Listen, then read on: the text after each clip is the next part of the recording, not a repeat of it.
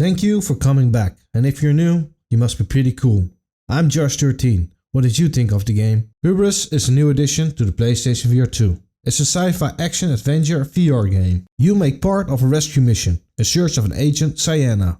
Along the way you find different creatures and obstacles. You make part of an organization called OO, or OOO, Order of Objectivity. With this organization you need to stop the dangers ahead. You're guided by a colleague that's controlling a floating robot. And there are a few characters you meet along the way. The developers included as much as they could in this game. There's climbing, swimming, shooting and much more. There are 3 weapons. You can level them up by finding resources. Finding resources is a big part of the game, and I'm not a big fan of it to be honest, but more on that on the conclusion part of this video. You need to shoot your way forward and kill enemies left and right. Even if it's a linear shooter, you do have room to explore. I just wish they would add an objective screen or a map, because it's unclear sometimes where you need to go or what you need to do. Because it's all spoken and you can miss some information. Your support is much appreciated and you're just a click away. The game is developed and published by Cyborn BV. I can understand the hype from this game. It does what most VR actions do and a little bit of extra. It's great to see they implemented all these things, but do they work? What I noticed that the climbing is not on par with Horizon. It's not bad by all means. It did feel finished at the start of the game, but it went down after play for a while. Tracking is weird sometimes. It could be off the arms, or a software problem in the game. Also, often I got stuck, it was unclear what I had to do or where I had to go. But to be fair, I'm not the sharpest spoon in the drawer. The creatures are a nice touch, it changed the vibe of the game while you're playing. Most important thing is your gun, and you can toggle your weapon by pressing circle or triangle. Important, holding the button down gives you a weapon wheel. To reload, just push the clip back. Pro tip, you can also use your body. Pressing down on R3 will eject the clip. Putting your hands together will activate a laser for more precision and stability. Climbing is done with the grip button and swimming is done by moving your arms. Just like you do in real life-ish.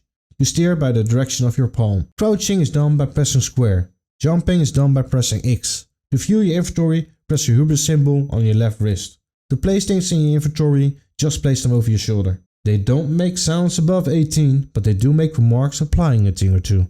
Personally, I enjoyed this in the game. It's built a way that makes you think a certain way. The sounds are sci-fi sounding, like your gun shooting a laser bullet could be correct. The thing is, it feels like I've heard it before. And the dialogue is not too long, but it's boring with a joke here and there. The environment looks a bit bare, but the graphics don't look too bad. By now we're getting used to the graphics of the PlayStation VR2, so developers need to step up their game. Space is done beautifully. I do wish they made better looking textures of the environment. Resources like empty bottles or your gun look really good. And it's good to have arms. You don't see that often in VR games. They do have a problem of being tracked, but we don't have full body tracking just yet. Not the biggest fan of the way they highlighted things. The edges that you can grab are highlighted. They are blue and really big commercial for me. They could be made less obvious. I would give this game a 7 out of 10.